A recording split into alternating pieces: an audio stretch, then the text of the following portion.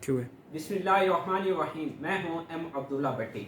आज के इस व्लॉग के अंदर डोनाल्ड ट्रंप की जो कामयाबी है उसके आलमी असरात क्या होंगे, उसकी कामयाबी के ऊपर बात करने के लिए हमारे साथ मौजूद हैं सीनियर तजज़ियाकार माहिर आलमी अमूर और अमेरिकन स्टडी के एक्सपर्ट जनाब डॉक्टर मुनव्वर हुसैन। सर कैसे हैं आप? ठीक है, अल्हम्दुलिल्लाह। अच्छा सर, डोनाल्ड ट्रंप की कामयाबी के ऊपर जो मेरा पहला सवाल है वो ये कहा जा रहा है कि जॉन एफ कैनेडी के बाद ये पहला सदर है जो कि प्योर अवामी मैंडेट के साथ आया और इतनी मतलब कि उसको एक मतलब कि स्पेसिफिक नारा दिया जा रहा है कि ये पूरी यानी कि ना स्वीप करके आया हर जगह, मतलब कि ना सेनेट के अंदर, ऐवान नुमाइंदान के अंदर, यानी कि पूरी मेजॉरिटी के साथ, 2/3 मेजॉरिटी के साथ आया और ये बड़े अरसे बाद आया। तो आप इस पूरी सिचुएशन को कैसे देखते हैं? देखिए, पहली बात तो ये कि ये कहना कि ये सिर्फ अवामी मैंडेट का है, ये मेरा ख्याल है ठीक नहीं है। अमेरिकन डेमोक्रेसी के अंदर जितने भी प्रेसिडेंट्स आए वो अवामी हिमायत के साथ भी आए, फिर उनका इलेक्टोरल कॉलेज जो है वो बड़ा इंपॉर्टेंट रोल प्ले करता है। अलबत्ता ये ज़रूर इस वक्त क्रिटिक हो रही है, जिसको नॉम चॉम्स्की ने भी अपनी किताब हू रूल्स द वर्ल्ड के अंदर इस बात को बयान किया है कि अमेरिकन डेमोक्रेसी डिक्लाइन का शिकार है और ये अब से नहीं है, 1945 से लेकर है। बहरहाल फिर भी दुनिया की जमहूरियत के साथ अगर उसका मुकाबला करें तो काफ़ी आपको बेहतर हालत में नज़र आती है, स्पेशली उसका चेक एंड बैलेंसेस। इस दफ़ा कुछ खदशात ज़रूर उठे थे, लेकिन उन खदशात को काबू पाते हुए हम देखते हैं जब डोनाल्ड ट्रंप को एक बड़े पैमाने पर सपोर्ट नज़र आती है तकरीबन अमेरिका की हर सेगमेंट ऑफ जो सोसाइटी के हैं उधर से। दूसरा पॉइंट मैं आपके साथ ये शेयर करना चाहूँगा कि अमेरिका के अंदर जितने भी सदूर गुजरे हैं वो या एक्टिव रहे हैं या पैसिव रहे हैं। एक्टिव सदूर इस तरह से रहे हैं कि जिनका थोड़ा बहुत असर व रसूख उनकी अपनी ज़ाती समझ का नज़र आता था अमेरिका की फॉरेन पॉलिसी के अंदर, जिसके कैनेडी का जिक्र आपने किया। प्रेसिडेंट रेगन थे, उन्होंने कॉन्ट्रा अफेयर्स करके भी जो कम्युनिज़म के ख़िलाफ़ जो तहरीक थी लैटिन अमेरिका में उसको कैरी ऑन किया। इसी तरह प्रेसिडेंट जो बुश थे वो भी नज़र आते थे कि एक एक्टिव प्रेसिडेंट है, लेकिन बहुत सारे डोसाइल प्रेसिडेंट्स थे, जैसे जॉनसन थे, जिस तरह से प्रेसिडेंट कार्टर को आप कह सकते हैं, प्रेसिडेंट जो बाइडन को आप कह सकते हैं, जहाँ पे जो गवर्नमेंट जो सोर्स है पॉलिसी मेकिंग का, गवर्नमेंट के जो इदारे हैं वो पॉलिसी मेकिंग में अपना असर व रसूख रखते थे। डोनाल्ड ट्रंप साहब ज़रा मुख्तलिफ हैं और इनको मैं एग्रेसिव प्रेसिडेंट कहता हूँ। एग्रेसिव प्रेसिडेंट का मतलब ये है कि जो उनकी अपनी ज़ाती समझ, तजर्बा, उनके जो स्किल्स हैं, उनके जो दोस्त और अहबाब हैं, उनके जो इन्वायरमेंट जिसमें उनका ब्रॉटअप हुआ है, बिजनेस डेवलप हुआ है, वो असरअंदाज हो रहा है पूरे तरीके के साथ उनकी पॉलिसी मेकिंग के अंदर।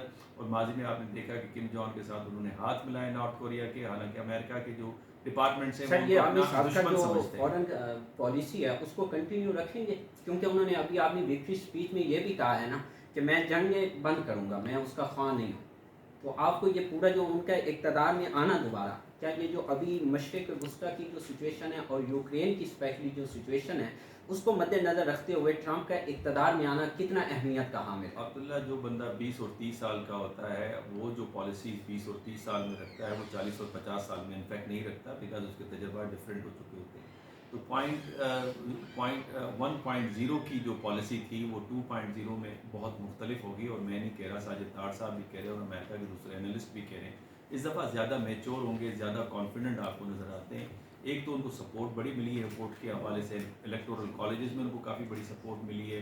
उसके अलावा जो उनकी निचला हाउस है उसमें उनकी बहुत बड़ी सपोर्ट है और बहुत ज़्यादा सीटें उन्होंने ली हैं। सेनेट के अंदर 51 सीट्स, वहाँ भी आपको मेजॉरिटी में नज़र आते हैं, तो लिहाजा सपोर्ट बढ़ी। और फिर प्रेसिडेंट ट्रंप को ये पता है कि वो फिर दोबारा सदर इलेक्ट नहीं हो सकते as per the constitution of America, तो लिहाजा इसी दौर के अंदर जो कुछ तब्दीलियाँ वो ला सकते हैं वो लाएंगे। और उनका एक ही नारा है और वो पॉपुलर नारा है कि how to make America great again, how to revive American economy and prosperity, how to revive American industry, जिसके ज़रिए से जॉब्स हों। तो इस दफ़ा ज़्यादा कॉन्फिडेंट नज़र आते हैं और मुझे लगता है कि पॉलिसी के अंदर बहुत बड़े पैमाने पर तब्दीली होगी। और उसका इशारा उन्होंने खुद भी दिया कि जंगें नहीं, दोस्ती, और वॉर्स नहीं, ट्रेड। अच्छा सर, इसके साथ अगर हम पाकिस्तान को इसके साथ लिंक करें, अभी जो सिचुएशन है, क्योंकि इस बार ट्रंप का इक़्तिदार में आना बड़ा अहमियत का हामिल था, और ये इसको पाकिस्तान के हवाले से आप किस तरह से देखते हैं? जो उनकी साबका पॉलिसी थी पाकिस्तान के हवाले से वही कंटिन्यू रहेगी या उसमें कुछ तब्दीली का इम्कान है? नहीं, मेरा ख्याल है जो एक्सटर्नल सिचुएशन है वो काफ़ी तब्दील हो चुकी है। पहले दौर के अंदर मल्टीपोलैरिटी वाज़े तौर पे नहीं थी, ट्रांजिशन फेज़ के अंदर थी। اور پھر ساؤتھ ایشیا ریجن کے اندر بھی تبدیلیاں اس حد تک نہیں تھی جو اب ہیں، مثال کے طور پہ جو کچھ بنگلہ دیش میں ہوا، سری لنکا، مالدیپ، بھوٹان اور نیپال کے اندر، تو اس وجہ سے تبدیلیاں رونما ہوئی. اور پھر ریسنٹلی تو چائنا اور انڈیا کے درمیان میں بارڈر ایشوز کی جو ریزالو ہوا ہے اور ایگریمنٹ ہوا ہے، اس سے پاکستان کی اہمیت بڑھی ہے. اور پاکستان ویسے بھی اس کی، آپ اگر ملٹری فورس کو دیکھیں، اس کی اسٹریٹجک لوکیشن کو دیکھیں، پاکستان کی آبادی کو دیکھیں، پاکستان کے ساجد تعلقات، طارق صاحب بھی یہی کہہ رہے تھے. جی چین کے ساتھ دیکھیں تو اس کی اہمیت بڑھی ہے. لیکن سوال یہاں پہ یہ پیدا ہوتا ہے کہ اس اپرچونٹی سے پاکستان فائدہ اٹھا پائے گا؟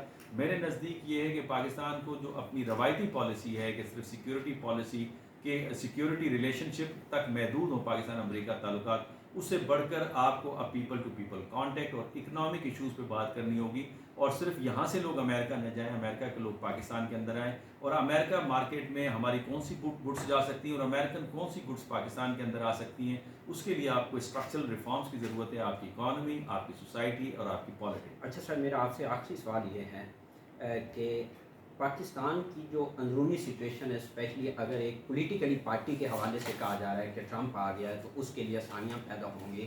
اور ابھی مشاہد حسین سید، ابھی ساجد طارق صاحب کی اگر ہم بات سنیں تو وہ کہتے ہیں اتنا بہت زیادہ پلس پوائنٹ نہیں ہوگا. لیکن رات کو مشاہد حسین سید یہ کہہ رہے تھے کہ 1997 کے اندر جب نواز شریف بھلے ایٹم اس نے دھماکے کیے تو اس وقت وہ بل کلنٹن اقتدار میں تھے تو وہ اس طرح سپورٹ نہیں کر رہے تھے.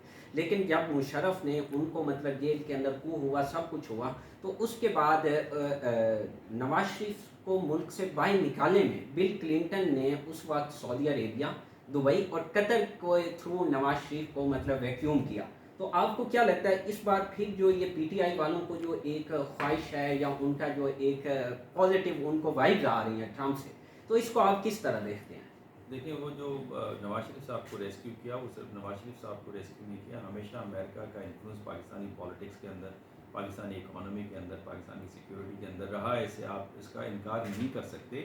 اور اب بھی آپ نے دیکھا ڈیوڈ کلون صاحب کا آئی جی پنجاب صاحب کے ساتھ ملنا، الیکشن کمشنر کے ساتھ ملنا، گوادر کا دورہ کرنا، یہ وہ ایویڈنسز ہیں جو بتاتے ہیں کہ امریکہ کا انفلوئنس رہتا ہے.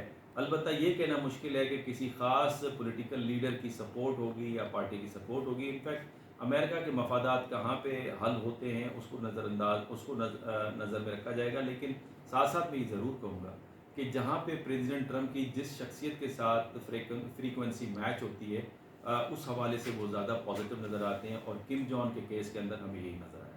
بہت شکریہ سر، جزاک اللہ. ناظرین، آپ نے گفتگو سنی، اب تک کے لیے اتنا ہی. پلیز چینل کو سبسکرائب اور بیل آئیکن پہ کلک لازمی کیجیے گا تاکہ ہر آنے والی ویڈیو آپ تک بر وقت پہنچ سکے. شکریہ.